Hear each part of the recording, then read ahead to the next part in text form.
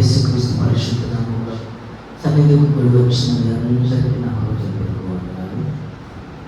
ఈ ఉదయకాలంలో దేవుని వలన అత్యధికముగా ఆశీర్వదించుగాక. మల్టిప్లై బ్లెస్సింగ్స్, అత్యధికమైన దీవెన మీకు కలుగునుగాక. ఎందుకంటే దేవుడు స్తుతించిన వారు, ఆరాధించిన వారు రెండంత ఆశీర్వాదాన్ని పొందుకుంటారు. ఈ సమయంలో ప్రకటన గ్రంథం చేద్దాం. ప్రభు చెప్పమన్న మాటలు మీతో పంచుకుంటున్నాను. మామూలుగైతే వేరే వాక్యం ఉంది, కానీ పరిశుద్ధాత్మ దేవుడు నన్ను నడిపించిన వాళ్ళకి నడుస్తున్నాను. ప్రకటన గ్రంథం 1వ అధ్యాయం 3వ వచనం చదువుకుందాం. సమయము సమీపించేది కనుక ఈ ప్రవచన వాక్యములు చదువువాడు వాటిని విని ఇందులో వ్రాయబడిన సంగతులను గైకొను వారును. చాలా జాగ్రత్త. సమయము సమీపించినది కనుక ఈ ప్రవచన వాక్యములు చదువువాడును వాటిని విని ఇందులో వ్రాయబడిన సంగతులను గైకొను వారును. ఎంతమంది ఉన్నారు ఇక్కడ? ఒకళ్ళు చదివేవారు, వినేవారు, 3 గ్రహించేవారు. అంటే ఈ ముగ్గురు ధన్యులు. సమయము సమీపించి దేని కొరకు సమీపించింది? ఉదయ కాలంలో దేని కొరకు సమీపించిన సమయము? దేవుని రాకడ కొరకు సమయము సమీపించినది కనుక ఈ ప్రవచన వాక్యములు చదువువాడును వాటిని విని గైకొని వాడును ధన్యుడు. భక్తుడని యోహాను గారు చక్కగా పరలోకములో నుండి ఆయన విన్నాడు, చూశాడు. అంటే ఆడియో అండ్ వీడియో. యేసు ప్రభు వారు కొండ మీద ప్రసంగం చేస్తూ మొట్టమొదటిగా ఆయన నోట నుండి వచ్చిన మాట ఏంటో తెలుసా? ఆయన నోట నుండి వచ్చిన మొట్టమొదటిగా కొండ మీద ఆయన ప్రసంగం చేసి ఆయన నోట నుండి వచ్చిన మాట ఏంటంటే, హృదయ శుద్ధి కలిగిన వారు ధన్యులు, దేవుని చూచి దేవునికి స్తోత్రం కలుగునుగాక. హల్లెలూయా. సువార్త 5వ అధ్యాయము 2-11 చరణాలు చదువుకుంటే ఆయన నోట నుండి వచ్చిన మాటలు మనం చదువుకుంటే, ఆత్మ విషయమై దీనులైన వారు ధన్యులు, పరలోక రాజ్యం వారిది. ఆత్మ విషయమై దీనులైన వారు ధన్యులు, పరలోక రాజ్యం వారిది. దుఃఖపడు వారు ధన్యులు, వారు ఓదార్చబడతారు. సాత్వికులు ధన్యులు, వారు భూలోకమును స్వతంత్రించుకుంటారు. నీతి కొరకు ఆకలి తప్పుగలిగిన వారు ధన్యులు, వారు తృప్తిపరచబడతారు. కనికరము కలిగిన వారు ధన్యులు, వారు కనికరాన్ని పొందుకుంటారు. హృదయ శుద్ధి కలిగిన వారు ధన్యులు, వారు దేవుడిని చూచేందుకు దేవుని స్తోత్రం. ఇంకా సమాధానపరచువారు ధన్యులు, వారు దేవుని కుమారులు అనబడతారు. నీతి నిమిత్తం హింసింపబడిన వారు ధన్యులు, పరలోక రాజ్యము వారిది. దేవునికి స్తోత్రం చెప్పండి. హల్లెలూయా. వాక్యం చదివిన వాడు ఎలా ధన్యులట? ఒక్కొక్కటి యేసు ప్రభు వారు ఆయన ప్రసంగములో ఒక్కొక్క మాట తెలియపరిచారు. ఒక్కొక్క మాట తెలియపరిచారు. దేవుని స్తోత్రం కలుగునుగాక. ఈరోజున మనము వాక్యం చదవడానికి సమయం సరిపోవట్లా. సమయమేమో సమీపించింది అంటున్నాడు ఇక్కడ, కానీ దీన్ని ఏం చేస్తున్నాం? మనం సమయాన్ని ఏం చేస్తున్నాం? ఎక్కడ పడేస్తున్నాము మనకు తెలియదు. సమయాన్ని పోగొట్టుకుంటున్నాం. మన జీవితంలో ఇప్పుడు వరకు ఎన్ని సంవత్సరాలు గతించిపోయాం. పట్టుమని బైబిల్ గ్రంథం తీసి చదవడానికి ఒళ్ళు ఎంత బద్ధకమో.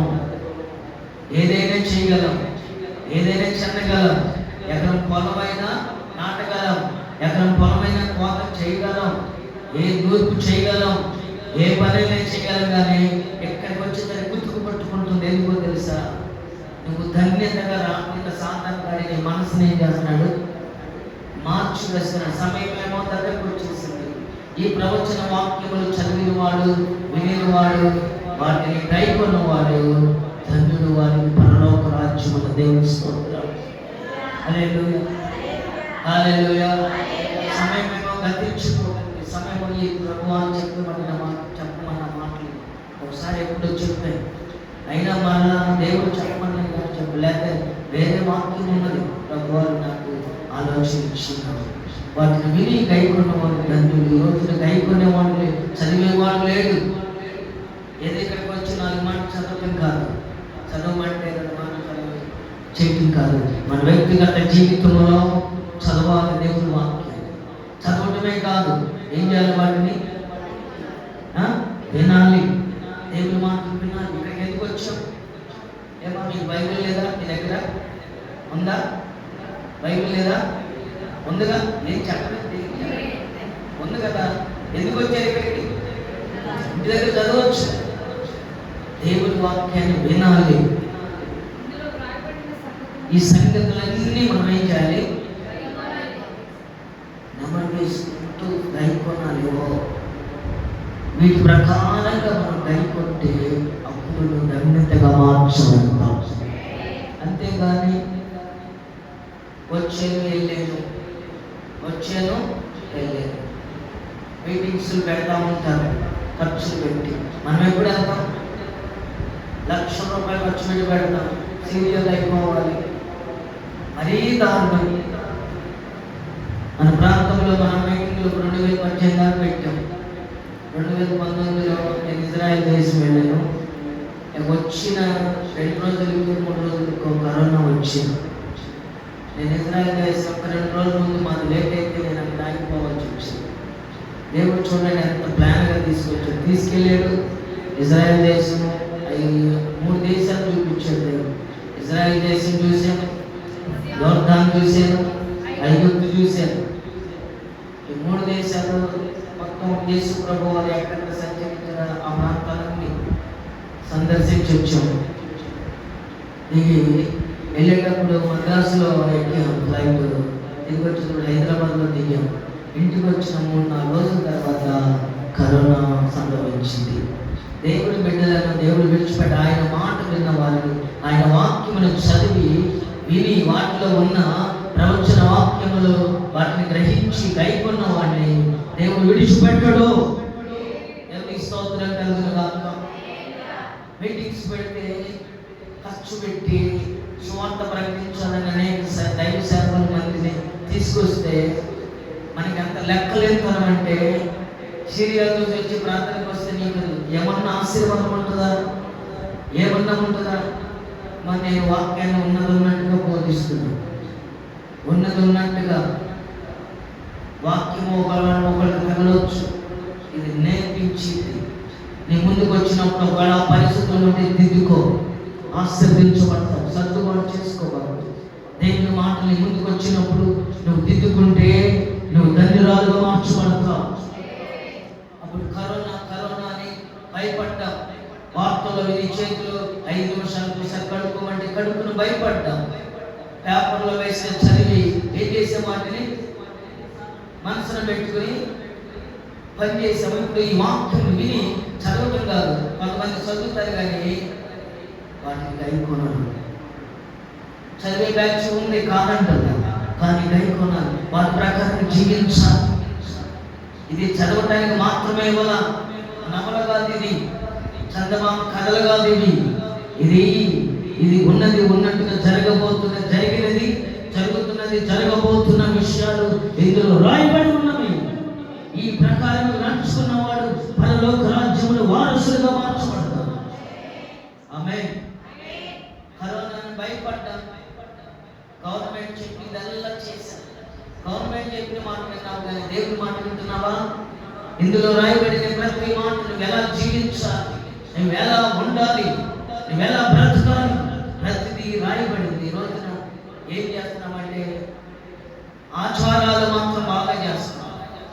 ఆచారాలకు భయం, ఆచారాలు చేయకపోతే కీడు వచ్చిందని భయం, వాటికి మాత్రం తుంచ తప్పక చేస్తున్నాం.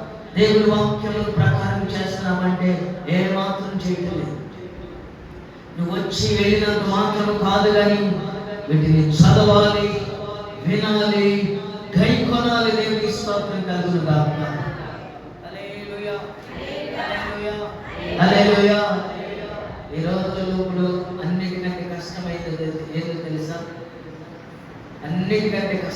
అనేది ఏంటంటే కూర్చుని వినడమే కష్టం.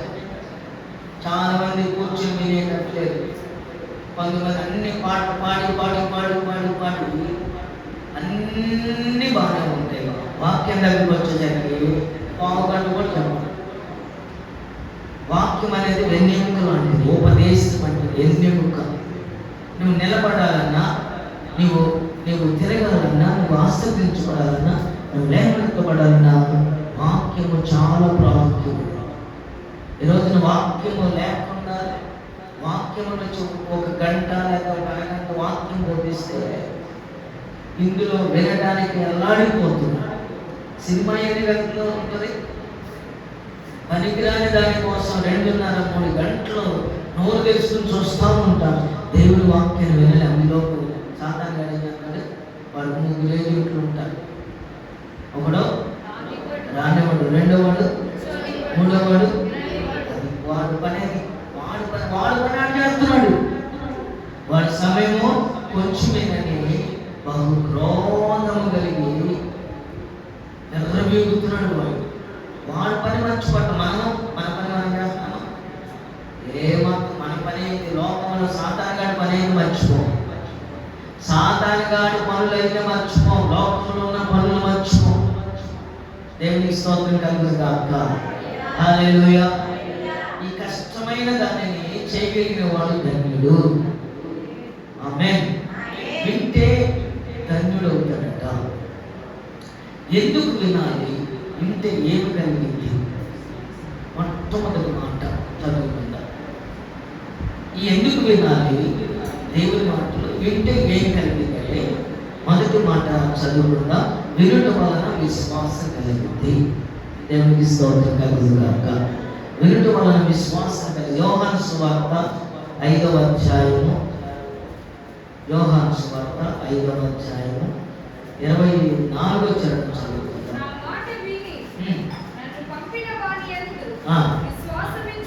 నా మాట విని నన్ను పంపిన వాని యందు విశ్వాసముంచువాడు నిత్య జీవము కలిగిన వాడు.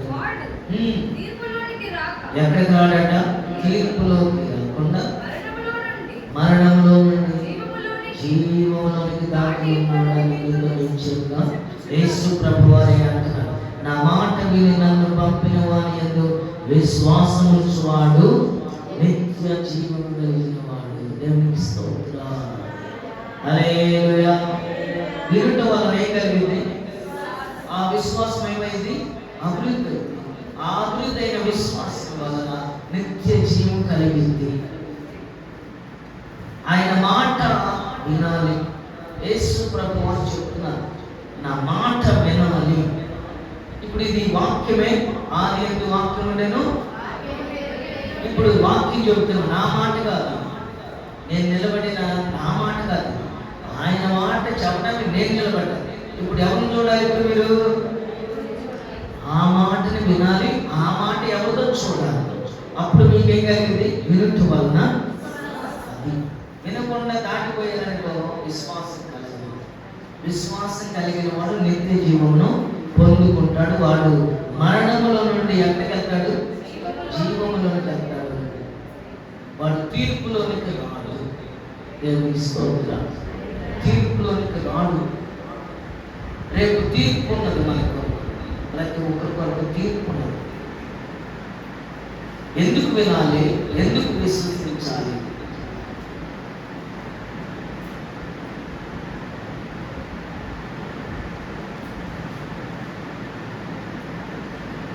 వాక్యము విరివిగా పంచబడుతుంది. కానీ విరివిగా ఇదివరకు టీవీలో మాత్రమే ఉండేది. ఇప్పుడు వాక్యము యూట్యూబ్లో మనం కూడా వాక్యం ఎవరైనా చూస్తున్నారా? కానీ ఎవరైనా చూస్తున్నారా? మనది కూడా సాల్వేషన్ అండ్ హోప్ మినిస్ట్రీస్ అని ఉంటుంది. ఈ వాక్యములు ఎక్కువగా ఉన్నాయి.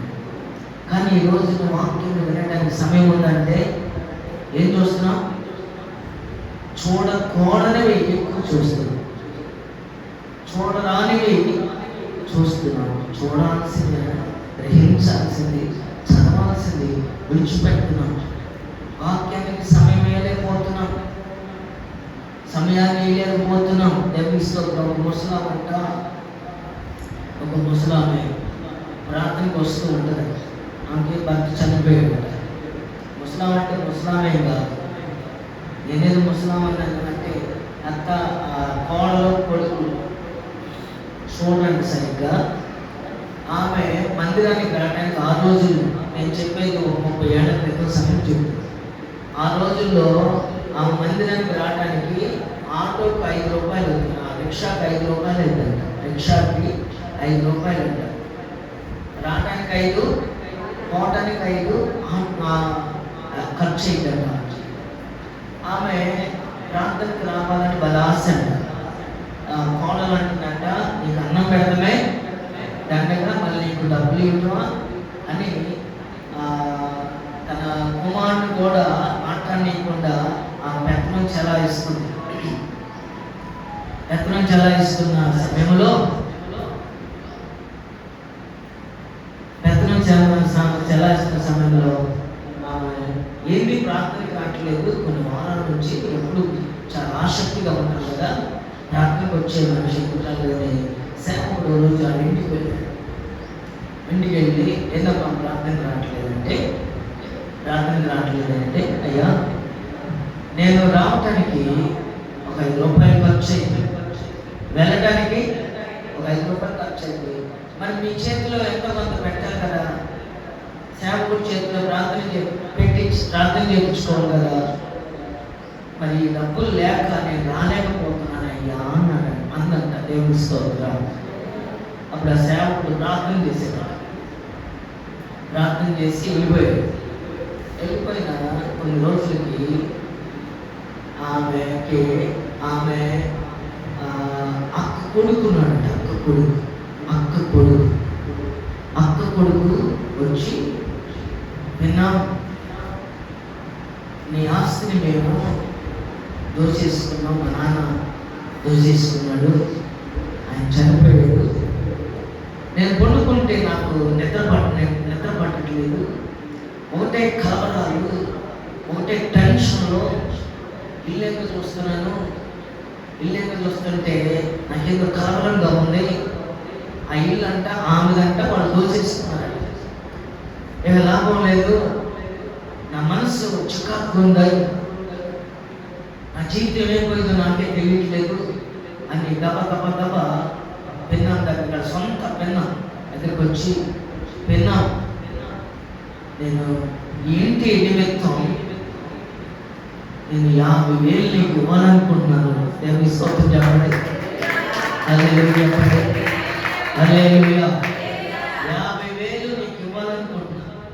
ఇలా ఇచ్చి దోషాన్ని, మా నాన్న చేసిన దోషాన్ని కడిగి వేసుకోవాలి అని 50,000 నీకు ఇవ్వాలనుకున్నాను. ఇప్పుడు ప్రజెంట్ 5,000 నీకు ఇస్తాను. నెల తర్వాత 5,000 ఇచ్చి నేను ప్రశాంతంగా ఉంటానని ఎవరు వచ్చారు? అక్క కొడుకు వచ్చి పిల్లలతో చెప్పిన దేవుని స్తోత్రం. ఇక ఆమె ప్రార్థనకు వచ్చిందంట. మందిరంలో వచ్చి కూర్చుని వాక్యం వెళ్ళి, ఈ సేవకుడు ఎందుకదా చెప్పింది కదా 5 రూపాయలు కనీసం ప్రార్థనకు రావడానికి రిక్షాకి డబ్బులు ఇవ్వాలి, ఈ సేవకుడు ఒక 20 రూపాయలు ఇవ్వాలనుకుని పెట్టుకున్నాడు. దాచిపెట్టాడు. ఈ తల్లికి ఎంత కష్టపడి ప్రయాసపడి అంత దూరం నుండి రావడానికి డబ్బులు లేవు అని ఒక 20 రూపాయలు దాచి, ఆ రోజు నేను చెప్పేది 30 ఏళ్ల క్రితం 20 రూపాయలు ఇద్దామని ఉంచుకుంటే, అప్పుడు 20 రూపాయలు ఇవ్వకుండా అన్నంట, మాస్టర్ గారు నేను ఈరోజు 3 తీసుకొచ్చా ప్రార్థనకి, ఛార్జీలు పెట్టుకుని. ఎంతమంది పెట్టుకుని? 3 లేకపోతే అంటే అమ్మా లేకపోతే నేను తీసుకొచ్చినట్టు లేచారు.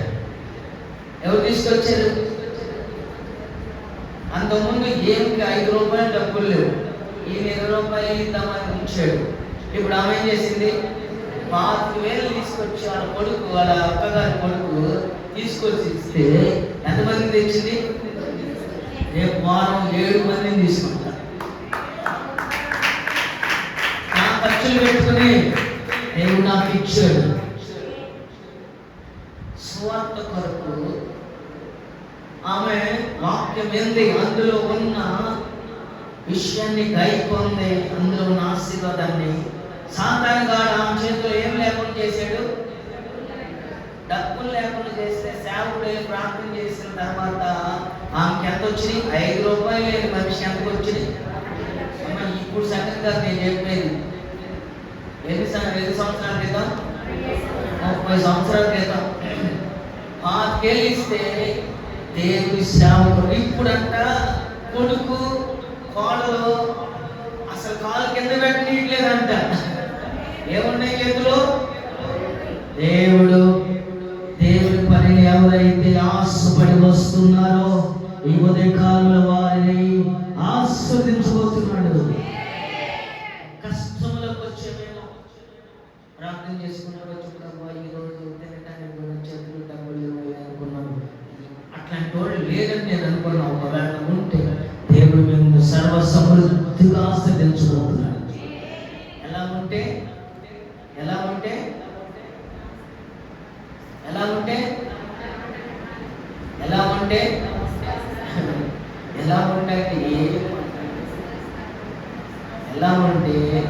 ఆ దగ్గర డబ్బులు లేకపోయినా విశ్వాసం చూడండి, దేవుడు వెంటనే ఒకటి ఏం చేశారు, ఆ ఊరినే వచ్చిందా తీసుకొచ్చి, తర్వాత 7 తీసుకొచ్చి, తర్వాత 10 మంది, అట్లా ఒక్కొక్కరిని దేవుని సన్నిధికి నడిపిస్తున్నాను. దేవునికి స్తోత్రం కలుగుతారు.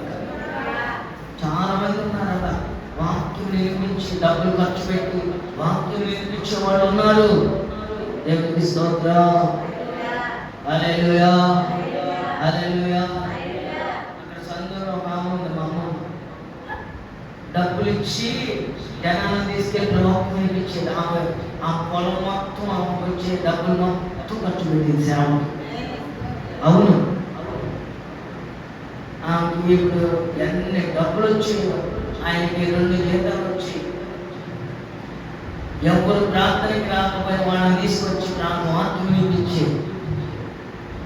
దేవుని స్తోత్రం.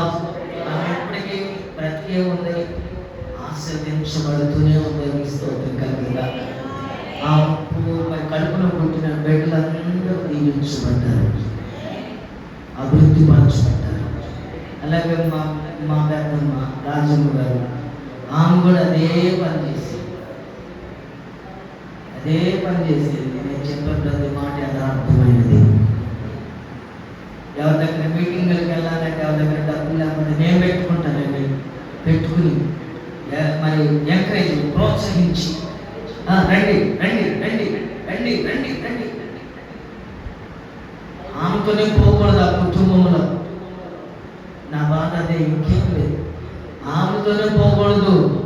ఆ విశ్వాస జీవితం, ఆ ప్రార్థన జీవితం. ఆమె నేను ఈ పక్క డాబా మీద ప్రార్థన చేసుకుంటే ఆ డాబా మీద ప్రార్థన చేసుకుంటే, అప్పుడు కరోనా టైంలో నేను ఇక్కడ 3 నెలలు ఉన్నాం మేము. అక్కడ ప్రార్థన చేసుకుంటే నేను ఇక్కడ ప్రార్థన చేసుకుంటా ఉండేవాళ్ళు. ఆమె చనిపోయేంత వరకు, ఆమె జీవితం ముగించబడేంత వరకు మోకాళ్ళతో ప్రార్థన చేసింది. ఈ వాక్యాలన్నీ ఆమె చదువుకోలేదు, కానీ దేవుడు పేతురులాగానే ఆమెకు దేవుడు వాక్యం ఇచ్చాడు, పేతురులాంటి స్వభావం ఇచ్చాడు. దేవుని స్తోత్రం చెప్పండి. హల్లెలూయా. దేవుడు చదివిస్తే వాక్యం చదవడానికి అల్లాడిపోతున్నారు, సమయాన్ని వ్యర్థం చేస్తున్నారు. ఊరేమో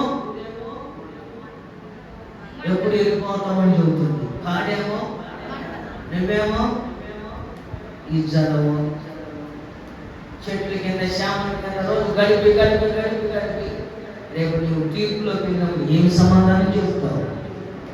వినుట వలన ఏం కలిగింది? వినకపోతే అవిశ్వాసం కలిగింది. విశ్వాసులకు ఏం కావాలంటే, మందిరం కట్టడానికి మన దగ్గర మీరు అనుకుంటున్నారేమో దేశాల నుండి దిగొచ్చినాయి అని అనుకుంటున్నారేమో, దేశాల నుండి దిగొచ్చినాయి అనుకుంటున్నారేమో. నో, విశ్వాసం. దేవుని స్తోత్రం. కొంతమంది ఎండేస్తున్నారు, ఏం పర్వాలా. నిజమైన దేవుని అది సేవ అయితే నిలబడి దాకా మరి. ఒక సేవకుడిని భయంకరంగా తిడుతున్నానంట. రోజు ఇదే పని అంట ఆయనకి. ప్రార్థన పెడితే ఇదే పని అంట, తిడతానంట. ఆ సేవకుడు ఏమన్నా తెలిసే అది నిజంగా సేవే అయితే అది పునాదులు కలిగి ఉంటే నిలబడతారు, లేకపోతే నిలబడడానికి మాట అయితే 6 నెలలకి సరిగ్గా 6 నెలలకి ఆ సేవకుడు నిలబడలేదు. ఆ సేవకుడు భయంకరంగా శోధనలోకి వెళ్ళిపోయాడు. దేవుని స్తోత్రం. మన వాక్యం ముందు నుండి ప్రత్యక్షం చెప్పు, నేను ఒక విషయం చెప్పాను, నువ్వు ఇంకొక విషయం చెప్పు. మన ప్రాంతాన్ని రక్షించుకునే బాధ్యత సేవకుల మీద ఉంది. నేను చెప్పిన దాన్ని ఇది తప్పు, ఇది చెప్పిన దానికి ఇంకా 4 చెప్పు. దేవుడికి ఇస్తే జ్ఞానం. దేవుడి దగ్గర మేము మోకాళ్ళు వేసి ప్రార్థన చేసుకుని వచ్చేది కానీ వేరే ఒకటి కాదు. దేవుని స్తోత్రం. హల్లెలూయా. దేవుని సన్నిధిలో గోజాడ వస్తాం మేము. ఈ మాటలన్నీ ఎక్కడ వచ్చినాయి అంటే పరలోకం నుండి దిగి వచ్చిన జీవాహారం. దేవుని స్తోత్రం. హల్లెలూయా. అది తప్పు, ఇది తప్పు, అట్టొస్తున్నాయి, ఇట్టొస్తున్నాయి. దేవుడు ఇవ్వబోతున్నాడు, అప్పటి ఇవ్వబోతున్నాడు. దేవునికి స్తోత్రం. అది జరగబోతుంది. దేవునికి మహిమ కలుగుగాక. చెప్పిన ఈ ప్రవచన వాక్యాలు చదివినవాడు, వినినవాడు, వాటి ప్రకారం గైకొన్నవాడు ఆశీర్వదించబడబోతున్నాడు. మనం ఆశీర్వదించబడవాలి, ఇంకెవరు ఆశీర్వదించబడవాలి. మొట్టమొదటి దేవుడు పరీక్ష పెడుతున్నాడు. వినటం వలన ఏం కలిగింది? విశ్వాసం కలిగింది. దేవునికి స్తోత్రం కలుగుగాక. ఒక్కసారి ఏబు గ్రంథం తీయండి. ఏబు గ్రంథం తీయండి. 42వ అధ్యాయము. ఏబు గ్రంథము 42వ అధ్యాయము 5-6 ఇదిగో వినికిడి చేత నేను గూర్చిన వార్త నేను వింటిని. అయితే ఇప్పుడు నేను కనులారా నిన్ను చూస్తున్నాను, కావున నన్ను నేను అసహ్యించుకున్నాను. ధూళిలోను బూడిదలోను పడి పశ్చాత్తాపడుచున్నాను. దేవుని స్తోత్రం. వినికిడి చేత నేను గూర్చిన వార్త నేను విన్నాను. దేవుని స్తోత్రం. ఒక ఆమె ఆఖరి స్టేజీలో ఉన్నట్టు ఒక ఆమె ఆఖరి స్టేజీ టీవీ జబ్బు వచ్చినట్ట ఫైనల్గా కోమాలో ఉంది. ఇక మందిరాన్ని తీసుకెళ్ళారు. మందిరంలో ఆమెకి ఇప్పుడు వినపడి వినికిడి చెట్ట ఒక్క మాట హృదయంలో చేర్చుకుని, ప్రభువా నేను ఈ రోజు నుంచి నీ బిడ్డగా ఉంటాను ప్రభువా అని ఒక తీర్మానం తీసుకున్నాను. తీర్మానం తీసుకుంటే ఆ తీర్మానాన్ని దేవుడు విన్నాడు. ఆమె జబ్బు నుండి విడుదల చేశాడు. డాక్టర్లో మనకు 2 రోజులు చచ్చిపోయి తీసుకెళ్ళిపోమన్నారట. దేవుని వాక్యం ద్వారా ఏమైంది? ఇప్పుడు నేను చెప్పే ప్రతి మాట యథార్థమైంది. దేవుని స్తోత్రం. హల్లెలూయా. జకరియా గారు ఉన్నారు కదా, ఎలిజబెత్ జకరియా గారు ఉన్నారు కదా, ఎలిజబెత్ జకరియా గారు. వారికి బిడ్డలు లేవు, కానీ ఆయన ప్రధాన యాజకుడు జన్మం చేస్తూ ఉన్నాడు. కానీ ఆయనకి బిడ్డలు లేదు. ఒక రోజున ఆయన క్రమం చొప్పున ఆయన విధి చొప్పున ఆయన సమయం చొప్పున దేవునికి నైవేద్యం అర్పించడానికి ఆయన దేవుని సన్నిధిలోకి వెళ్ళాడు. లోక సువార్త 1వ అధ్యాయము 5, 6, 7, 8 అట్లా చదువుకుంటూ పోతే ఆయన క్రమం చొప్పున వెళ్ళాడు. నైవేద్యం అర్పిస్తూ ప్రధాన యాజకులు మరి అందరూ ఎదురు చూస్తుంది. ఆ రోజు ఒక పండుగ వాతావరణం లాగా ఉంటుంది. ఒక ప్రత్యేకమైన దేవత ఉంటుంది. ఎట్లకి ఆదివారము మాకైతే ఒక పండుగ, మీకు కూడా అదే కదా. ఈరోజు ప్రత్యేకమైన పునరుద్ధానం యొక్క పండుగ మనకి. ఎలిజబెత్ అలాగే ఈ జకరియా గారు ఈయన విధి సమయం వచ్చింది. నైవేద్యం అర్పిస్తున్నప్పుడు ఈ ప్రాంతంలో దేవుని సన్నిధికి చేర్చబడ్డాయి. దేవుని స్తోత్రం. చెప్పండి హల్లెలూయా. హల్లెలూయా. చేర్చబడితే అక్కడ నుంచి దేవుని దూత వచ్చి ఆ నైవేద్యం అతి పరిశుద్ధ స్థలంలో దేవదూత చదవండి ఒకసారి. జకర్యా భయపడకుము. ఎన్నో చరణం 13 కరెక్ట్ 13. అప్పుడు ఆ దూత జకర్యా భయపడకుము, నీ ప్రార్థన వినబడింది, నీ భార్య అయిన ఎలిజబెత్ నీకు కుమారుని కను. పేరు కూడా డిక్లేర్ అయిపోయింది. దేవుని స్తోత్రం కలుగుతుంది. వినుట వలన ఏం కలిగింది? విశ్వాసం కలిగింది. ఇప్పుడు డిక్లేర్ అయిపోయింది. నువ్వే పని చేయబోతున్నా ప్రభు దగ్గర ఏం చేయాలంటే, ప్రభువా ఇదిగో గృహం కట్టుకోబోతున్నాను అని నువ్వేం చేయాలంటే ప్లాన్ పెట్టించేసాడు. ప్లాన్ పెట్టి ఏం చేయాలి? చుట్టూ అద్దులు బాతు, అవి పొలలు బాతు, 2 చేతులు ఎత్తి ప్రార్థించి అది దేవుడు ఎట్లా చేస్తాడు? జకర్యా ముసలివాడు, ఎలిజబెత్ ఆమె గర్భం ఏమైపోయింది? ఉడికిపోయింది. పిల్లలు కనడానికి ఈయన దేవతకు వచ్చి చెప్పిన ఏమంటున్నాడు? చదవండి, ఏమంటున్నాడంటే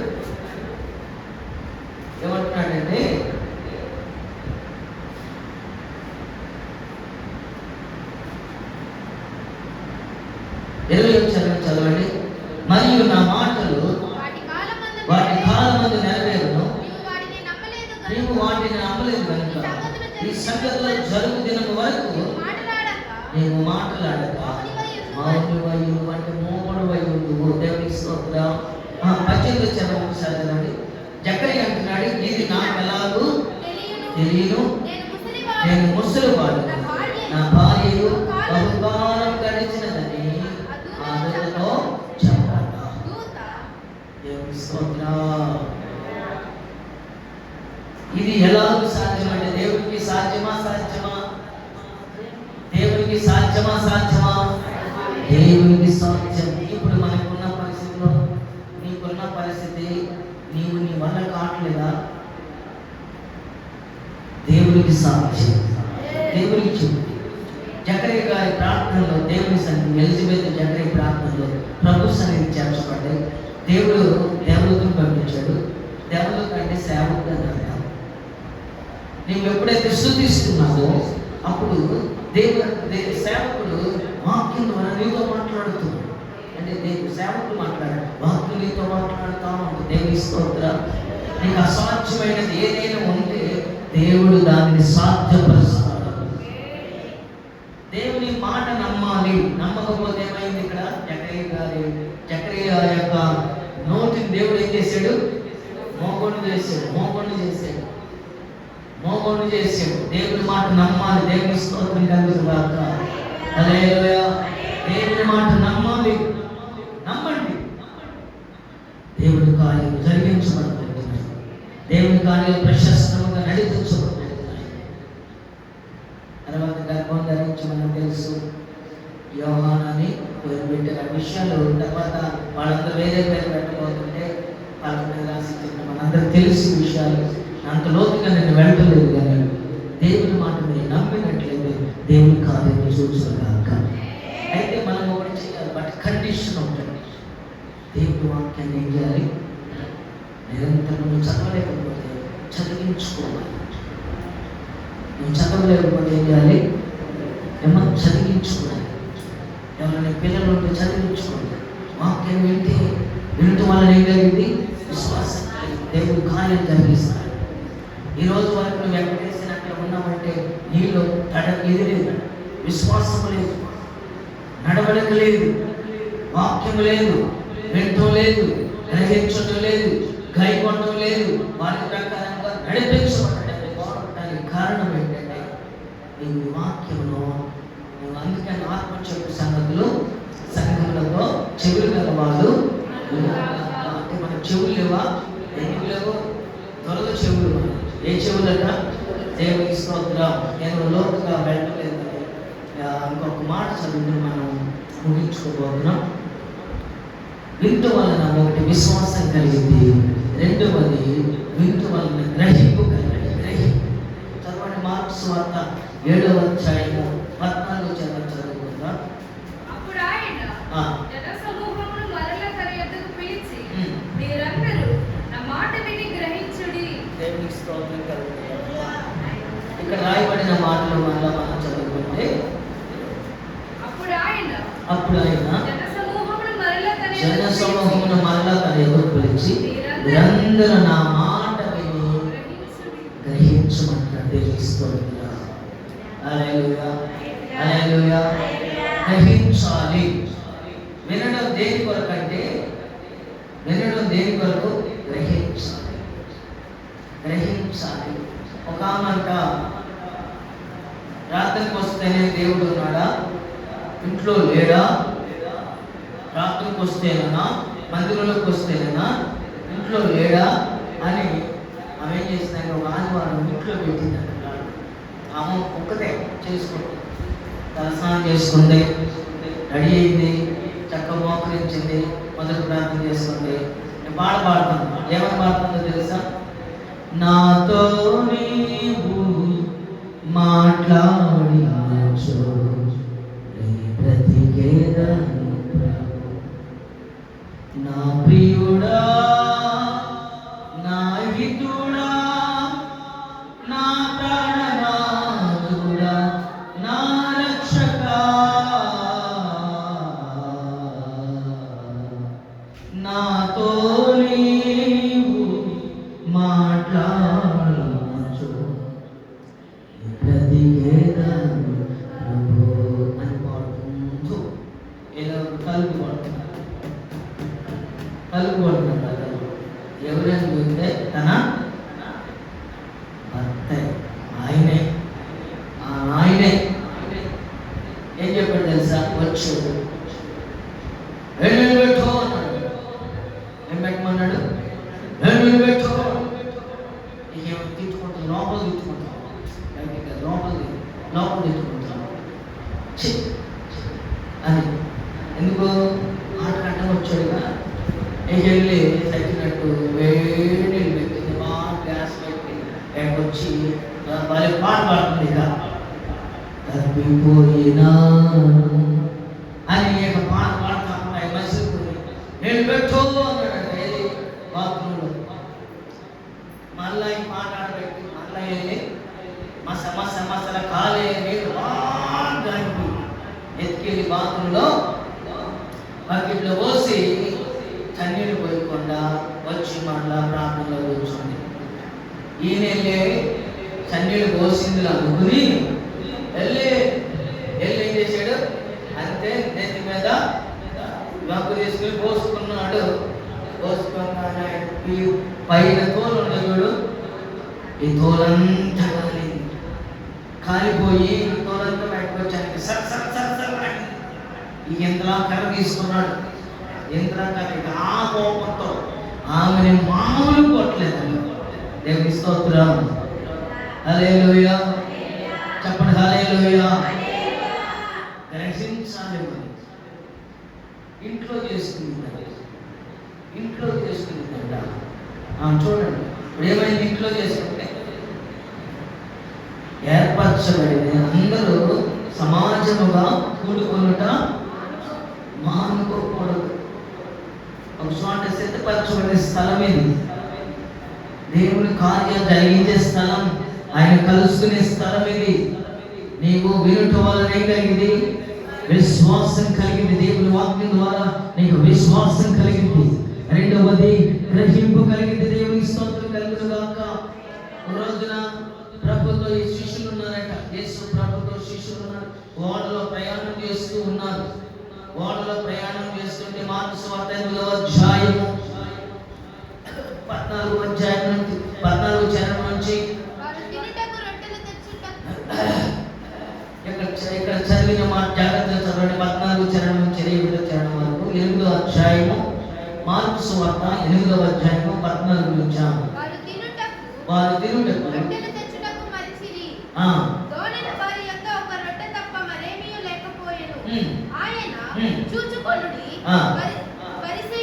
పరిసయ్యుల పులుసుని పెళ్లికి వచ్చి హేరోదు పులుసుని పెళ్లికి వచ్చి జాగ్రత్త పడుడని వారిని హెచ్చరింపగా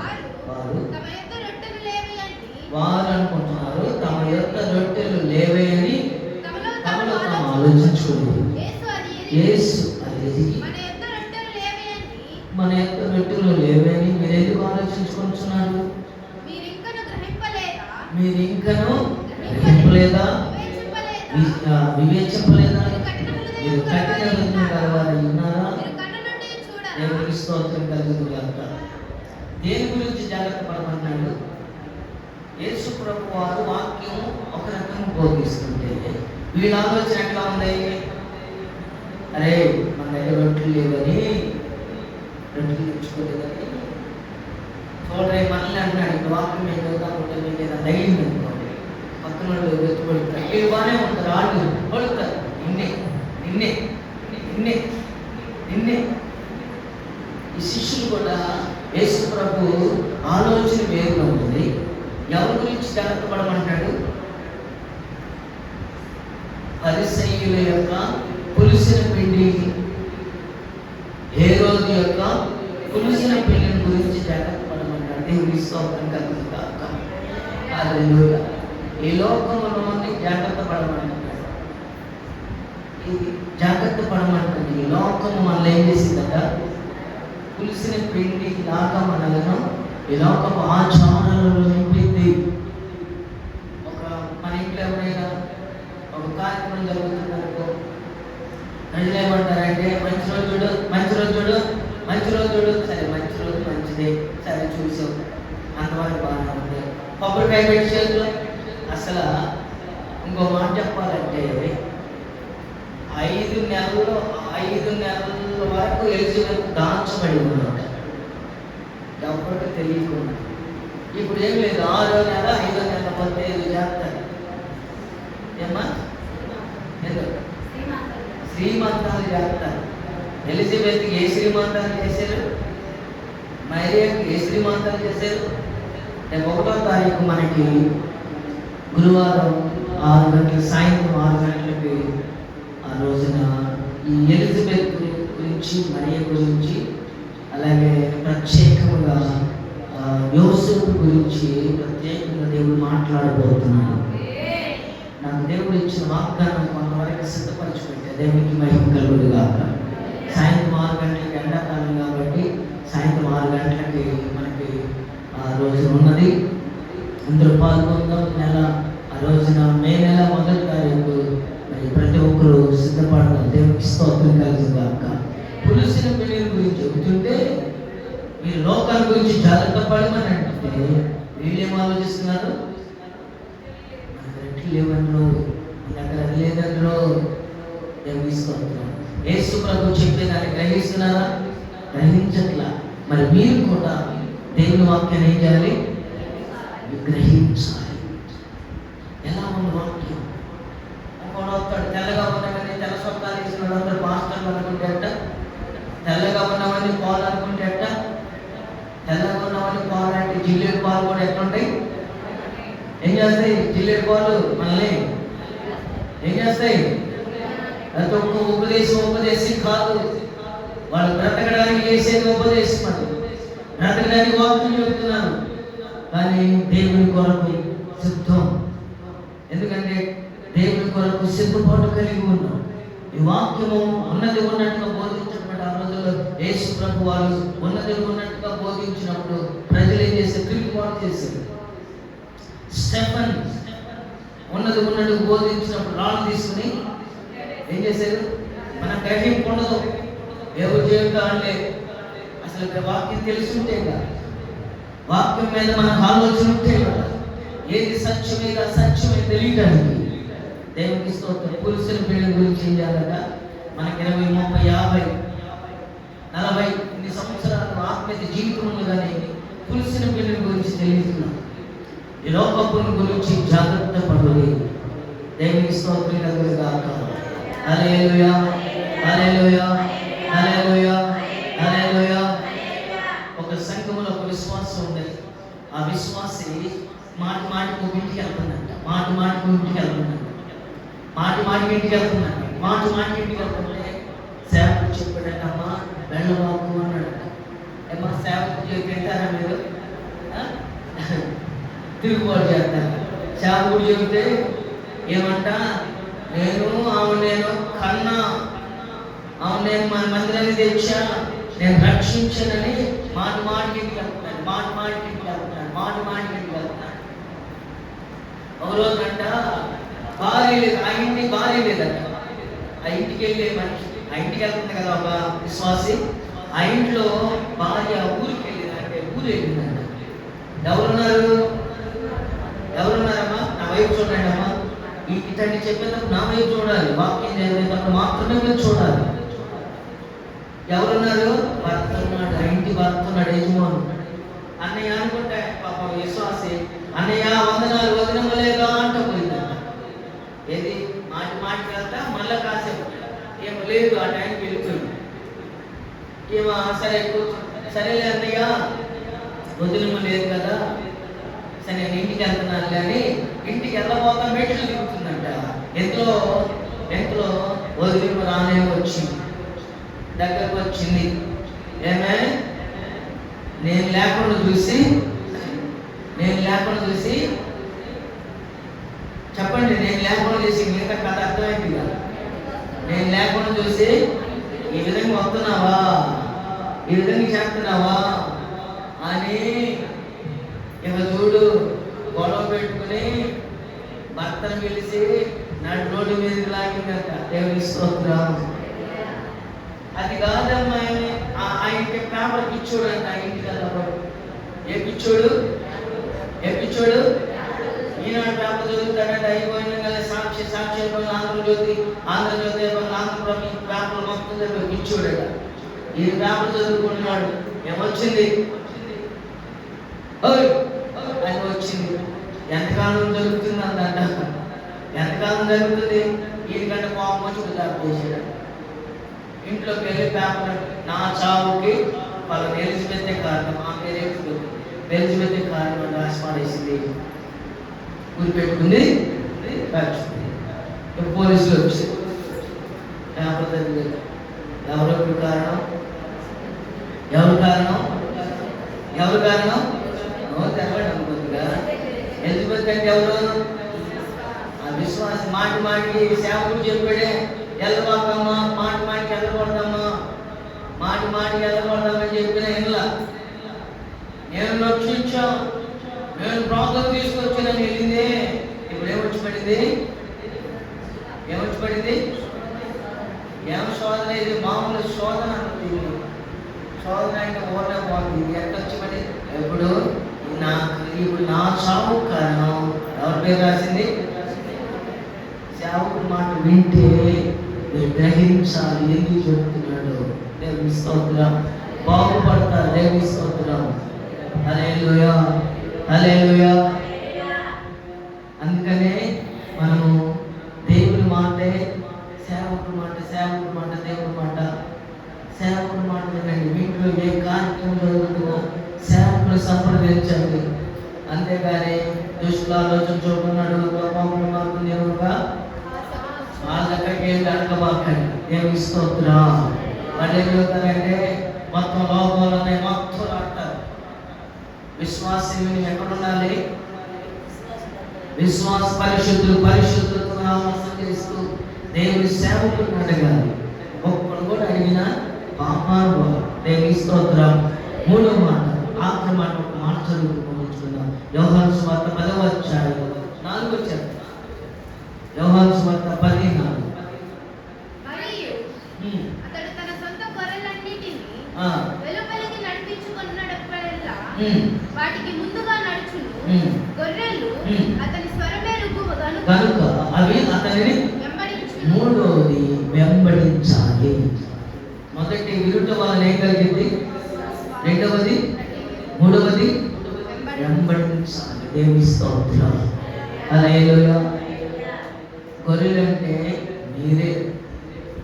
ప్రధాన కాపరి ప్రభువు యేసుక్రీస్తు కాపరిగా మమ్మల్ని పెట్టాడు. మీరు లోపలికి వచ్చేటప్పుడు మేము ఎక్కడ ఉంటాం? వెనుకుంటాం. లోపలికి వచ్చేటప్పుడు మేము వెనుకుంటాం. మీరు బయటికి వెళ్ళేటప్పుడు ముందుంటాం. స్తోత్రం కలుగుగాక. ఎందుకు? లోపలికి వస్తే లోపల క్షేమం ఉంది, మీ వెనుకుంటే సరిపోతప్పుడు. బయటికి వెళ్ళేటప్పుడు లోపం ఉంది, మీ ముందు ఉంటాం. ఎందుకంటే ఈ విషయాలు చెప్పడానికి అప్పుడు మీరేం చేయాలంటే మనం దేవుని వాక్యాన్ని వెంబడించాలి. ఆమేన్. ఎవరిని వెంబడించాలి? దేవుని వాక్యాన్ని వెంబడించాలి. దేవునికి స్తోత్రం కలుగును. హల్లెలూయా. వెంబడించినప్పుడు దేవుడు సర్వోన్నతమైన స్థానంలో నుండి దేవుడు నీకు సహాయం చేయుగాక. ఏప్రిల్ రాష్ట్ర పత్రిక 12వ అధ్యాయము 2వ చరణం చదువు. విశ్వాసమున కర్తయు దానిని కొనసాగిస్తున్న యేసు వైపు మనము చూచుచు పరుగు పందెంలో ఏం చేయాలంట? చదవండి. 12:2. ఏప్రిల్ రాష్ట్ర పత్రిక 12:2. ప్రతి వారము సులువుగా చిక్కులు పెట్టు పాపమును విడిచిపెట్టేసి విశ్వాసమున కర్తయు దానిని కొనసాగించి యేసు వైపు చూచుచు మన ఎదుట ఉంచబడిన పరుగు పందెములో ఓపికతో పరిగెత్తునుగాక. ఆమేన్ చూద్దామా? ఆమేన్. ఓపికతో పరిగెత్తునుగాక. విశ్వాసి ఈ 3 చేస్తే పరలోక రాజ్యంలో మనం నిత్యజీవంలో ఉంటాము. ఆమేన్. ఇది చెయ్యాలి. ఇది చేస్తూ నడిపించబడిన ఈ మాట మన హృదయంలో స్థిరపరచబడిన కార్యక్రమం. ఆమేన్. ఈ సమయంలో సాక్ష్యాలు